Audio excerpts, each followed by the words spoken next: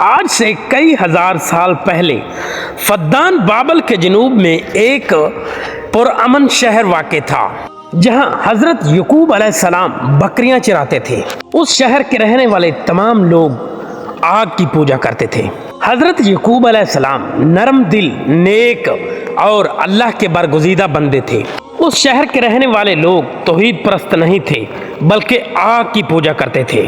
حضرت یعقوب علیہ السلام ان لوگوں کو سمجھاتے کہ تم اللہ کی عبادت کرنے کی بجائے تم آگ کی پوجا کیوں کرتے ہو۔ حضرت یعقوب علیہ السلام نے 2 شادیاں کی تھیں۔ حضرت یعقوب علیہ السلام کی ایک بیوی سے 10 بیٹے تھے اور دوسری بیوی سے ابھی کوئی بیٹا یا بیٹی نہیں تھی۔ حضرت یعقوب علیہ السلام روز بکریاں چرانے کے لیے نکلتے اور ان لوگوں کو دیکھتے کہ لوگ کتنی جہالت میں ڈوبے ہوئے ہیں۔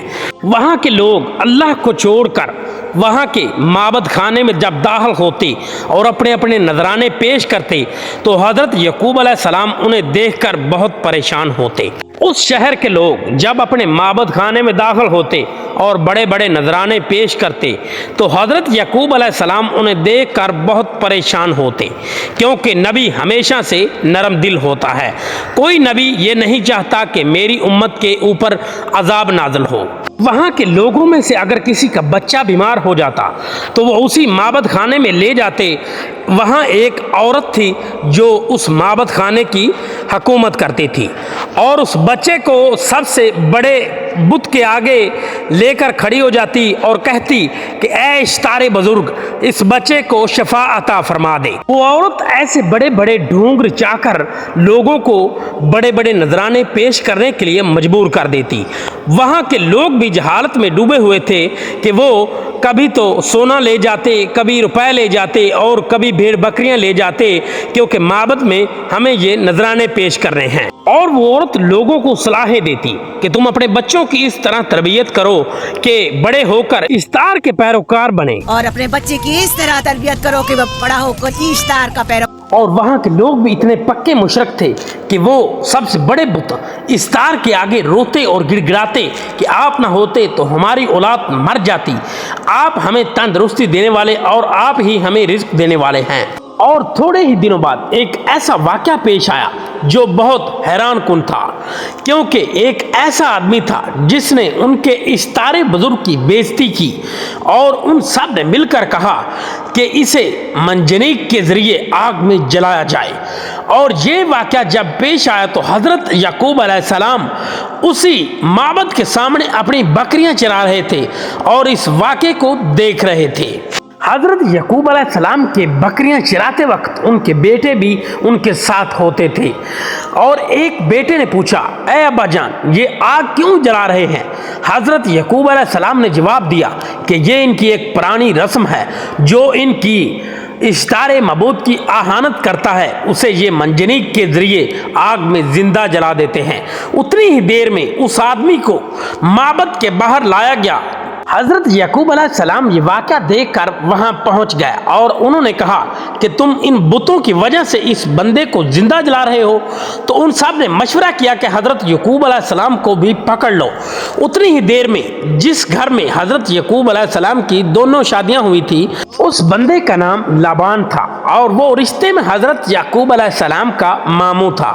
اتنی دیر میں وہ یہاں پہنچ گیا کیونکہ وہ اس سارے علاقے کا حاکم تھا، اور اس نے کہا یعقوب کو چھوڑ دو، کیونکہ وہ وہاں کے علاقے کا حاکم تھا۔ تو وہ لوگ حضرت یعقوب علیہ السلام کو چھوڑنے پر مجبور ہو گئے۔ حضرت یعقوب علیہ السلام نے فرمایا کہ میں اس بندے کو جسے یہ آگ میں جلا رہے ہیں اس کا خون بہا ادا کرتا ہوں۔ اس کا خون بہا 500 دینار بنتا تھا۔ حضرت یعقوب علیہ السلام نے کہا کہ میں 500 دینار ادا کر دوں گا، اسے چھوڑ دیا جائے۔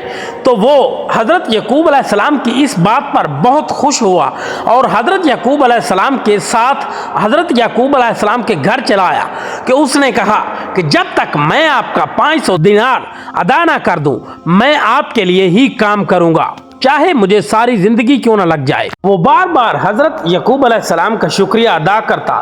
وہ کہتا کہ اگر آپ آج اس وقت پر نہ پہنچتے تو یہ لوگ مجھے زندہ چلا چکے ہوتے۔ اور جب شام ہوئی تو حضرت یعقوب علیہ السلام نے ایک چھت پر چڑھ کر تمام لوگوں کو جمع کیا اور کہا کہ تم نے اشتار کو دیکھا ہے لیکن اس معبود کو نہیں دیکھا جو تمہیں تمام شفائیں دینے والا ہے اور تمہیں رزق بخشنے والا ہے، لیکن وہ جو تمام بندوں کے حالات سے واقف ہے۔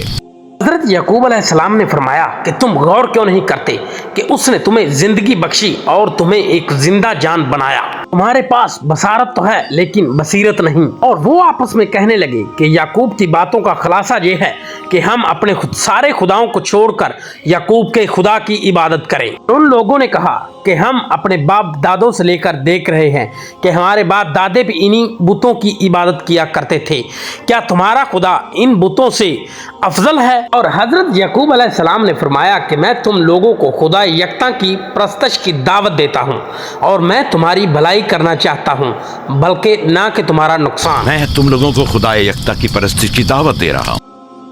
میں تمہیں اس خدا کی دعوت دیتا ہوں جو کائنات کی ہر شے سے بالا ہے۔ اور وہ لوگ آگے سے جواب دیتے کہ ہم کیا جانیں، تمہارا خدا دیگر خداؤں سے بہتر اور بالاتر ہے۔ جانے کہ تمہارا خدا باقی دیگر خداؤں سے بہتر و برتر ہے۔ اور لوگ حضرت یعقوب علیہ السلام سے سوال کرتے کہ ہو سکتا ہے کہ تم بھی کاہنان معبد کی طرح مال جمع کرنے کی کوشش میں ہو۔ حضرت یعقوب علیہ السلام نے فرمایا کہ سب جانتے ہیں کہ میں اپنے ماموں لبان کا غلہ چراتا ہوں۔ سب جانتے ہیں کہ میں لابان کا غلہ چراتا ہوں۔ حضرت یعقوب علیہ السلام نے فرمایا کیا تم نے مجھے اب تک محنت و مشقت کے سوا کہیں دیکھا ہے؟ وہ لوگ آگے سے جواب دیتے تمہارے پاس اب تک اتنی طاقت نہیں تھی، نہیں تو تم بھی کاہنان معبد کی طرح مال جمع کرنے میں لگے ہوتے۔ اب تک تمہارے پاس طاقت نہیں تھی ورنہ تم بھی کاہنوں سے کچھ کم نہیں ہوتے۔ وہ لوگ حضرت یعقوب علیہ السلام کو کہتے کہ تم سب ایک جیسے ہو، اپنا پیٹ بھرنے اور خزانہ جمع کرنے میں لگے رہتے ہو۔ اور اپنے پیٹوں کو بھرنے اور خزانوں کے انبار جمع کرنے میں لگے رہتے ہو۔ تو پیارے ناظرین اکرام، ہم آپ کو بتاتے چلیں کہ تھوڑے ہی دنوں بعد حضرت یوسف علیہ السلام کی ولادت کا ٹائم ہو گیا۔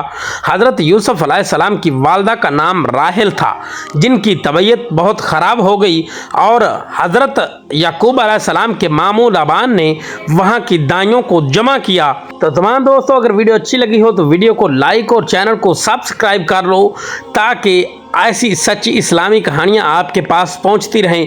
اگلی ویڈیو میں ہم شروع کریں گے حضرت یوسف علیہ السلام کی زندگی اور حضرت یوسف علیہ السلام کا باپ سے جدا ہونا اور حضرت یوسف علیہ السلام کا اپنے باپ سے ملنا۔ تمام ویڈیو دیکھنے کے لیے ہمارے چینل کو سبسکرائب کر لو۔ اللہ حافظ۔